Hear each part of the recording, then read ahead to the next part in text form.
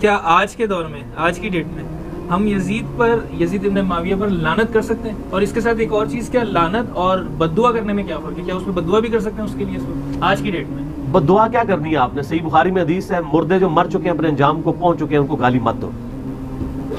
البتہ مردوں کی برائی کے ساتھ ذکر ہو سکتا ہے، اور وہ برائی جس کی وجہ سے امت افیکٹی ہو۔ آپ کل کو کوئی کہے گا جی غلام احمد قادیانی تو مر چکے ہیں، اس کو برا کہنے کا کیا فائدہ؟ تو اس کا جواب آپ کو یہ دیا جائے گا کہ غلام احمد قادیانی جو پیچھے اپنی گندی تعلیمات چھوڑ گیا، جس کی وجہ سے امت آج تک سٹیک پہ لگی ہوئی ہے، اس کا کیا کریں گے؟ آپ رد کریں گے نا، اور بائی نیم ہی کریں گے۔ یہ کہتے ہیں نام نہ لو، تو بائی نیم کریں گے۔ تو یزید ابن معاویہ کا ایفیکٹ جو مسلمانوں پہ ہوا ہے وہ غلام احمد قادیانی سے بہت بڑا ہے۔ پوری امت دو ٹکڑے ہو گئی ہے، یہ تو ایک چھوٹا سا فرقی بن کے علیحدہ ہوئی ہے نا، تو پوری امت میں درار ڈال گئی، اس کا آپ کیا کریں گے؟ تو یزید ابن معاویہ پہ آپ لعنت کرنے کے بجائے اتنی دیر فضائل اہل بیت بیان کریں۔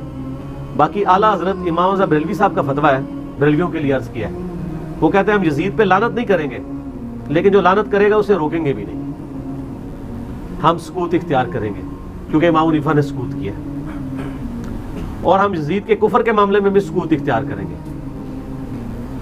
اور انہی کے بڑے بزرگ امام غزالی تو بہت آگے چلے گئے، انہوں نے کہا کہ یزید سے کوئی قاتلین نے حسین ہونا ثابت نہیں ہے، الٹا جو کوئی ایسا کرتا ہے وہ جھوٹی تہمت لگاتا ہے، اس پہ تہمت لوٹ آئے گی۔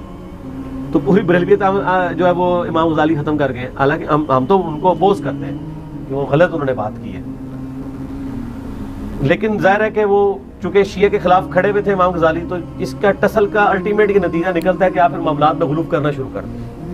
نبی علیہ السلام نے لعنت کرنے سے، یعنی بخاری مسلم میں درجنوں احادیث اس پر گواہ ہے کہ آپ نے کسی بھی کلمہ گو پہ لعنت کرنے سے بائی نیم مینشن کیا ہے، منع کیا ہے مینشن کر کے۔ آپ جنرل کہہ سکتے ہیں کہ قاتلین حسین پہ اللہ کی لعنت، یہ کریں۔ ڈاکٹر ذاکر نائک نے خود کہا، میں آج کی ڈیٹ میں جس نے رضی اللہ عنہ بھی کہہ دیا تھا، پھر بھی اس نے کہا کہ میں قاتلین حسین پہ لعنت کرتا ہوں، تو رضی اللہ عنہ تو خود ہی اس نے ختم کر دیا نا اپنا یزید کے لیے جو کہا تھا۔ جنرلائز آپ کر سکتے ہیں، وہ تو قرآن میں بھی آیا ہے، جو حق چھپاتے ہیں ان پہ اللہ کی لعنت اور تمام لعنت کرنے والوں کی لعنت۔ سورۃ البقرہ آیت نمبر 159-160، لعنت اللہ علی الکاذبین، جھوٹوں پہ اللہ کی لعنت، ظالموں پہ اللہ کی لعنت۔ صحیح مسلم میں حدیث ہے، جو اہل مدینہ کو ڈرائے دھمکائے اس کو اللہ تعالیٰ پگھلا دے گا۔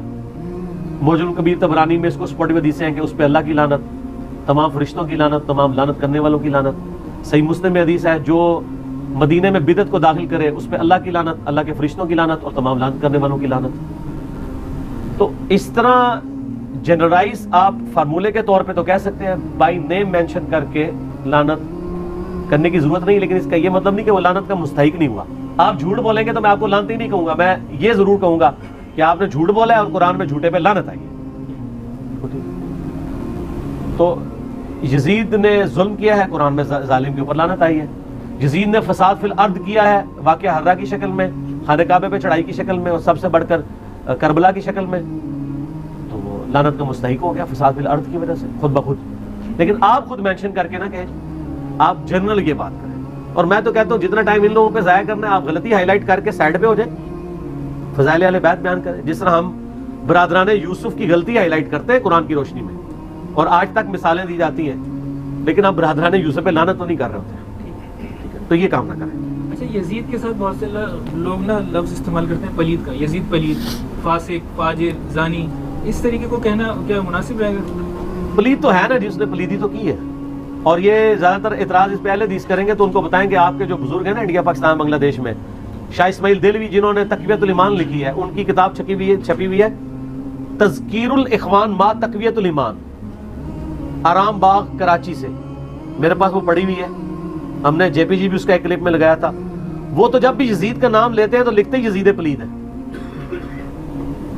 حتیٰ کہ انہوں نے جو حدیث مسند احمد میں ہے نا کہ ایک دوپہر عبداللہ ابن عباس نے خواب میں نبی علیہ السلام کو دیکھا کہ خون کی شیشی اٹھائی ہوئی ہے، پرانگدہ بال ہے، اور آپ صلی اللہ علیہ وسلم پریشانی میں کھڑے ہیں، تو وہ کہتے ہیں کہ میرے ماں باپ آپ پہ قربان، آپ کی حالت کس نے کی ہے؟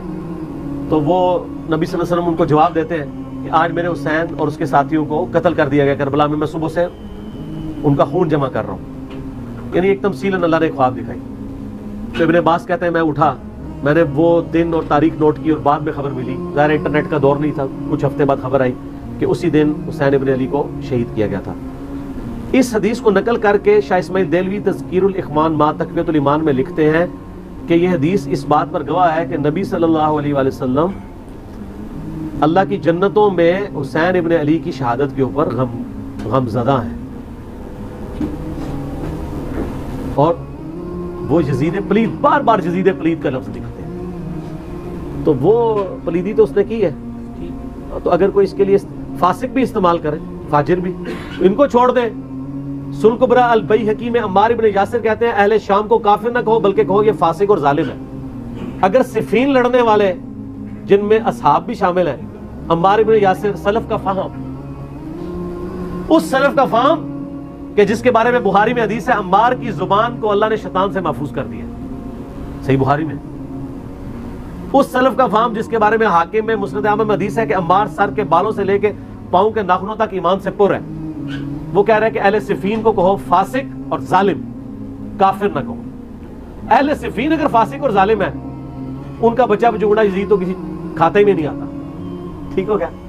اور یہ پرانے سارے کہتے تھے یزید پلید، یہ اہل حدیث جو آج ٹھیکیدار بنے ہوئے نا یزید کی، ان کو پوچھیں آپ کے سارے بزرگ، نواب صدیق حسن بھوپالوی کے احسانات ہیں اہل حدیث کے اوپر، اگر وہ نہ ہوتے سب کانٹیننٹ میں اہل حدیث یہ زیرو ہے، اسی نے مال لگا کے کتابیں ٹرانسلیٹ کی، اور پورا یہ جتنا اہل حدیث کا مکتبہ فکر یہاں پہ پھیلا ہے نواب صدیق حسن بھوپالوی کی وجہ سے۔ اور اتنے بڑے عالم تھے کہ شیخ البانی سلسلہ حدیث صحیحہ میں ان کو الامام لکھتے ہیں، نواب صدیق حسن کو۔ شیخ البانی محدث اعظم البانیہ کے اور سعودیہ میں بھی رہے، تو نواب صدیق حسن بھوپالوی تو یہاں تک لکھتے ہیں کہ حضرت معاویہ کی جنگیں حضرت علی کے ساتھ دنیاوی لالچ سے خالی نہیں تھی، تو اس تک۔ اور شاہ عبد العزیز محدث دہلوی نے تحفہ اثنا عشریہ میں ان کا یہ قول نقل کیا دلیل کے طور پہ۔ چلو پیچھے کیا بات ہے؟